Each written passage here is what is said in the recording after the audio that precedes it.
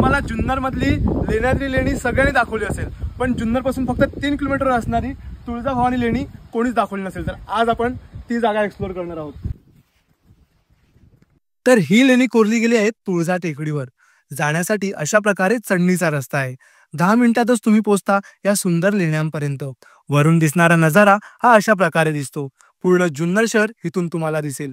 सगळ्यात महत्त्वाचं म्हणजे मध्ययुगातील प्राचीन आई तुळजाभवानीचं दर्शनही तुम्हाला भेटेल. या जागेची वाईब मी काय कोणीच शब्दात सांगू शकणार नाही. तेव्हाचे काही अवशेष तुम्हाला इकडे बघायला मिळतील.